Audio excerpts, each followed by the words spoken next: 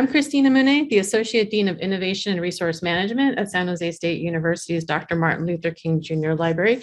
And we've already heard from John Oakes today, whose official title may be Technology Labs Coordinator, but whose real role in the library is resident VR expert and probably at SJSU as a whole, and general technology enthusiast. I also want to thank Leslie Sechrist and Mariah Ramsauer of the library marketing team for their help with planning this event, as well as Melissa Chu, who is helping us manage this webinar today and dealing with all these slides, which has been amazing. It's the many conversations that John and I have had about NFTs or non-fungible tokens, as we discussed, and their surrounding issues, along with how that conversation has really taken off at SJSU and in Silicon Valley and globally, that inspired this event. We both wanted to know more about NFTs from experts that actively engage with the technology and the art format to help us understand our own answers to the question the event poses, which is like to mint or not to mint.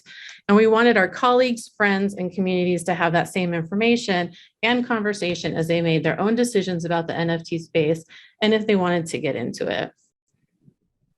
We appreciate you joining us today for the discussion with some amazing artists, creators, entrepreneurs, and technologists about the current state of NFTs.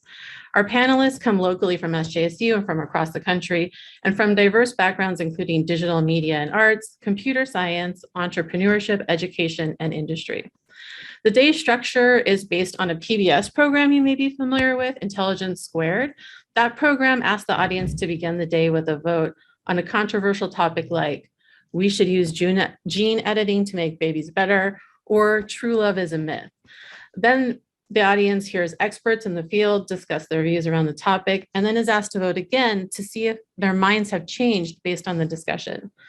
Today, we ask a question that can be very controversial, as John pointed out, which is to mint or not to mint, or is the potential value, and that may be artistically, economically, or whatever you find most important, of NFTs worth their potential harm.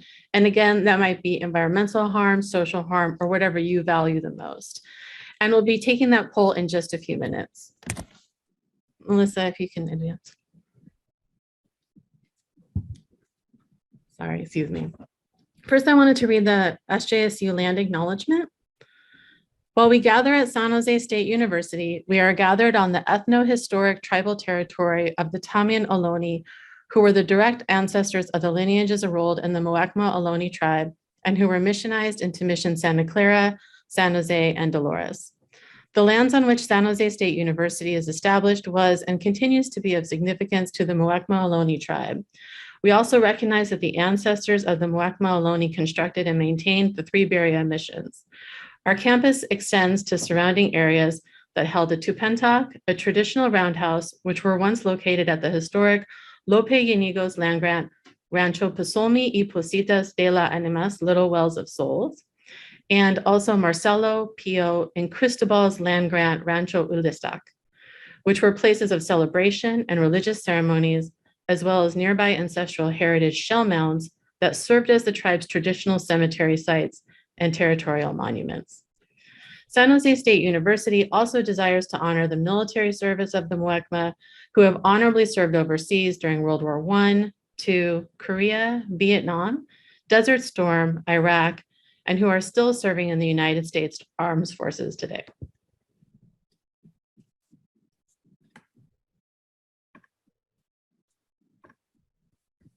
And we also want to let you know that this program is sponsored by San Jose State's Digital Humanities Center.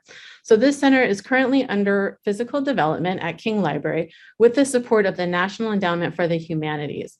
The center actively supports conversations and events like this that really look in an interdisciplinary way at humanistic questions related to technology and digital methods.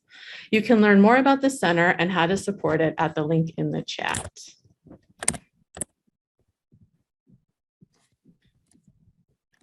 Awesome. Today's agenda is designed to allow you time to explore this topic with our panelists, in the morning with speakers engaged with NFTs as creators and artists, and in the afternoon with entrepreneurs in the NFT space. There's a break in the middle where you can join a separate Zoom where folks will be demoing virtual environments and platforms where NFTs are exhibited, used, or have the potential to be used. They're also pretty fun to explore regardless if you're into NFTs or not. So we'll be giving out that separate Zoom link as we get close to the lunch break. At the end of the day, we'll be recapping some of the things we learned in our final discussion and taking our final poll to mint or not to mint, where we can find out if our audience has changed their mind based on our conversations. We also wanted to share our code of conduct for the day. We welcome everyone to post questions for our panelists in the Q&A section of Zoom. We are looking for a balance of questions about both the potential value and harm of NFTs, and we see people already asking a lot of questions, which is fabulous. We ask that you post your question using language that respects our panelists and reflects the civil discourse that we're building here.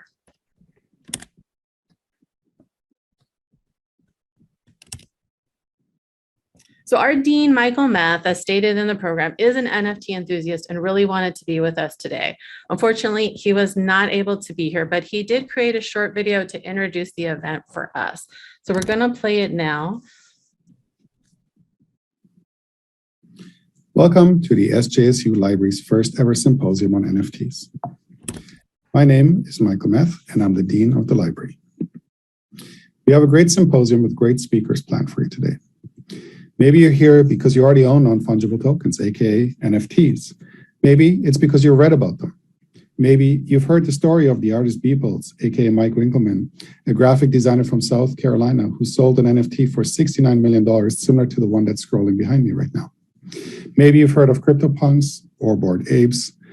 Or maybe you're here because you're wondering why Jack Dorsey's first tweet would sell for $2.9 million in March of 2021, then get listed for $48 million last week, and then get a best offer on that listing of $280. So if you're wondering why this is taking place and what the value is behind NFTs, today is a great place to join us. Because all of these stories that I just mentioned are only the tip of the iceberg when it comes to NFTs, and they get all the press. However, there is a significant global community exploring what NFTs are and how they can make a difference in our world. So today, you'll hear about NFTs and creators. You'll hear their perspective on the opportunities and obstacles they face. You're going to be participating if you're available for breakout demos and a lunch. And then we're going to also hear from entrepreneurs in the NFT space who are going to talk about the adventures of an adversity they're facing. Before we get started, we'll also poll you, our audience, whether to mint or not to mint. And minting is the process that we call it when an individual NFT is created. Now, some of you will have questions that challenge NFTs, and that's good. We invite those.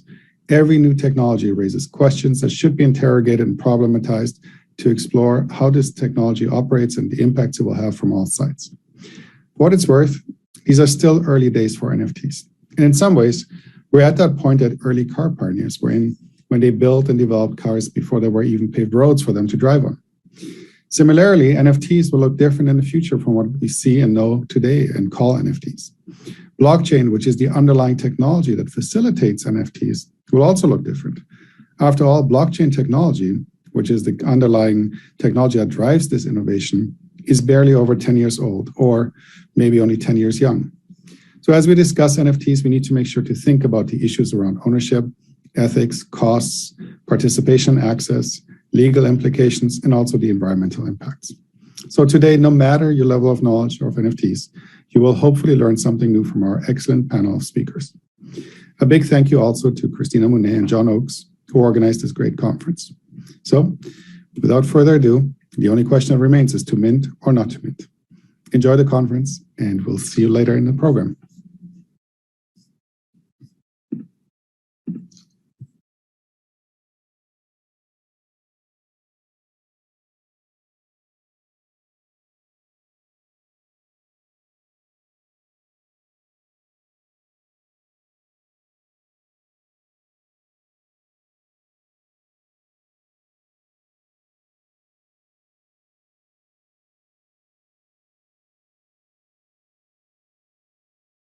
Oh, geez. Oh, sorry, technical difficulties, folks. So thanks to Dean Meth for supporting the event today. He brings up some really interesting points that we'll be talking about all day long. But before that, let's take our first poll: to mint or not to mint. Melissa, can you put the next slide? Perfect. So what we're going to ask you to do is click on the URL in the chat that will take you to the poll where you can respond. If you can't find the chat, maybe you're on a mobile device, you can also go to pollev.com/NFT and answer this question.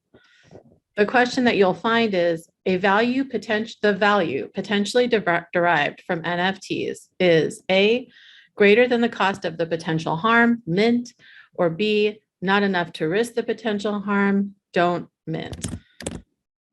Remember, we'll be taking this poll again at the end of the day to see how attitudes and opinions have changed based on our discussion.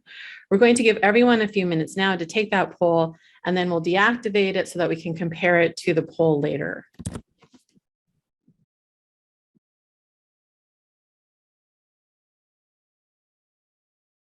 And Melissa, if you click on the link in the slide, we can actually see the results as they're coming in.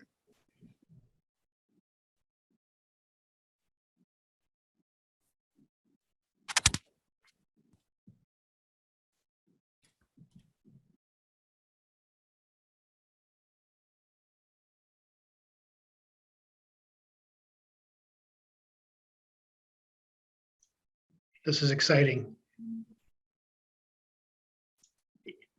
Everyone, please vote, even if you don't have strong opinions, just, which way you're leaning, because it's really informative for us to see, what the tone of the conversation is. It looks really close, which is exactly what I expected. So that's great. I'm really pleased so far, but everyone vote if you haven't yet.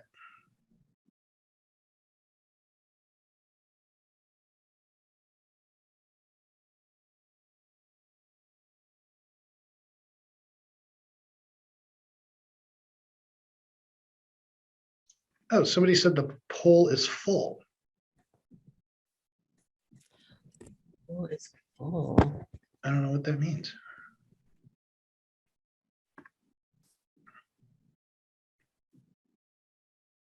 Poll is full and no longer accepting responses. It says that right on the header there. So we know at least one person didn't get the vote. Oh no. Our next symposium will be about the problems of polling software. Yeah. There may be a limit on the number of folks that vote. I suspect it might be 50. So, gosh. Yeah. Apologies for that. Well, that screws up our data. What are we gonna do? It seems to be somewhat evenly split. I don't know if we would be much different if we had the extra few people. Apologies for that, though, for folks that didn't get to vote. Darn it. Thank you for trying. If you want to, no, I don't even do that. I was gonna say you could put it in the chat, in the question, but no, that's okay. Don't do that. We'll just we'll have to chalk this up as a learning experience. And next time there's going to be a poll at the end. So you guys who didn't get the vote, like jump in there right away at the end. Yeah. We'll see if we can expand the number of responses too. All right, great. Melissa, we can go to the next slide.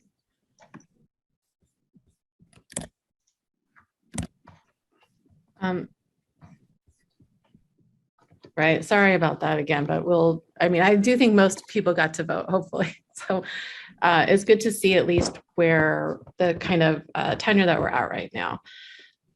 So I wanted to share a little too of the latest headlines and news about NFTs to create a baseline of understanding with our audience about some of the issues that are going to come up today. And John is going to definitely jump in as we're talking about these things. And his primer did touch on some of these topics as well. So most of us have heard of Beeple's $69 million sale of the first 5,000 days, which was, Dean Meth actually mentioned that as well. And you may have seen more recently that NFTs have been kind of moving from obscure $1 million JPEGs to formats like videos, music, and virtual items usable in the metaverse. So one of the more famous video NFTs is this one, which is a commentary on Donald Trump.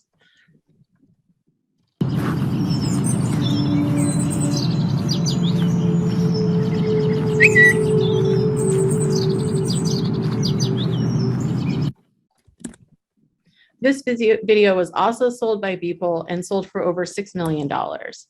While it may have seemed originally that NFTs might be a fad or restricted to the sale of obscure digital arts to very wealthy individuals who are like into cryptocurrency, the increased number of creators and minting platforms and the adoption of NFTs by large organizations and corporations signifies they may have a more long-term place in our economy. And I suspect some of our panelists have that same idea, and we'll talk more about that. On the next slide, we can see some examples of the adoption of NFTs by commercial industries. These include things like the latest NFL draft will include a promotional release of NFT trading cards for each of the top 16 drafted players this year.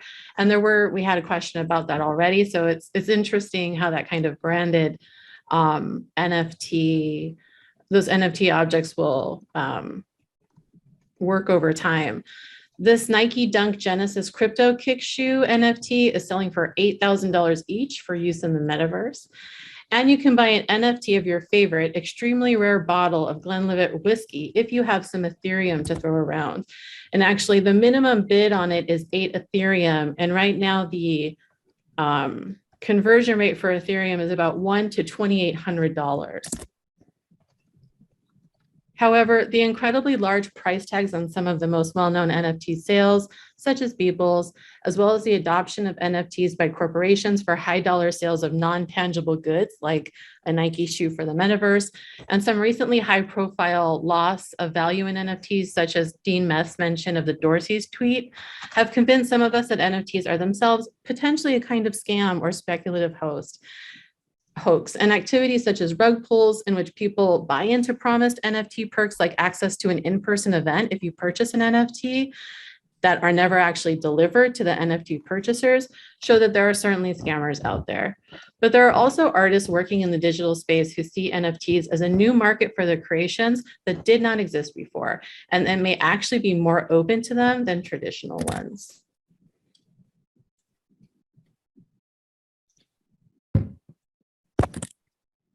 Take, for example, Lana Danina, a female Black artist who contributed to some of the most widely shared and viewed Black Lives Matter art in 2020, such as those large street writings that many of us saw on major metropolitan streets around the world stating that Black Lives Matter.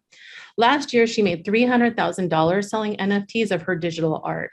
Danina says she has experienced great success with NFTs and found it to be far more welcoming a space for artists of color than the traditional art world. And Iris Nevins, founder of the NFT platform Black NFT Art, told the Toronto Star that Black artists account for less than 1% of the art in fine art museums, and that the art industry has a history of being exceedingly biased and frequently blatantly racist. That was the motivation for Nevins to move into the NFT space. There is also currently a conscious crypto creator program that is looking at how cryptocurrencies and NFTs can create opportunities to possibly build wealth for marginalized communities. The conscious crypto creator thinks it may be that crypto can empower these previously excluded from and neglected by financial systems like women, people of color, and immigrants. That's not to say that all is great with digital artists in the NFT space. In the last few months, some blatantly racist NFT collections have been minted, often in ways that slyly manipulate potential buyers, such as Floydies. This is a series of images I won't show here, but that put a pixelated image of George Floyd into questionable and often insulting and racist caricatures. These trolling minters write tongue-in-cheek descriptions of the works, referring to Black Lives Matter and racial justice, while clearly selling racist, hurtful images. There was also Metaslave, which caused a huge blowback on social media, which was an NFT collection posted to OpenSea and since removed that offered NFTs of algorithmically generated slave faces, again, also depicting derogatory racist characteristics. The project since rebranded itself MetaHuman and added white and Asian images to the collection, but most people are extremely skeptical of this rebranding. Thanks, Melissa. Of course, everyone that mints or sells NFTs or engages in crypto transactions that are often involved in their purchase must grapple with the question of the environmental impact of the activity. One of the most prevalent and significant issues with NFTs are the incredible amounts of energy it takes to make them and the crypto that currently drives the market.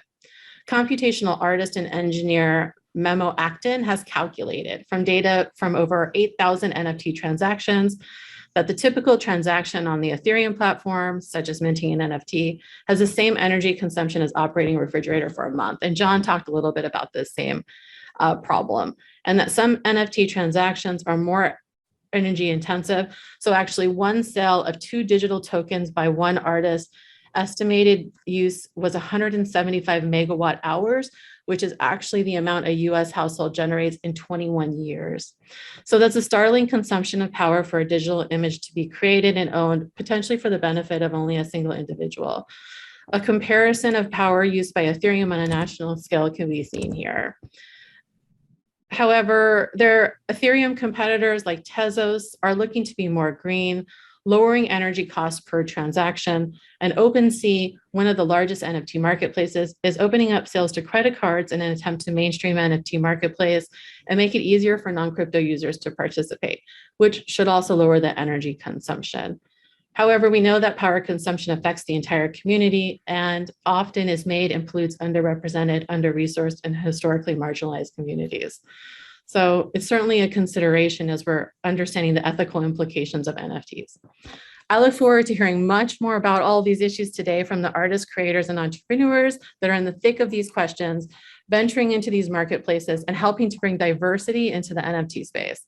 So we'll see how many folks in our audience change their mind after what I know will be a fascinating discussion. We're going to take a few moments as we spotlight our panelists, and then we'll get into introductions and start our first panel.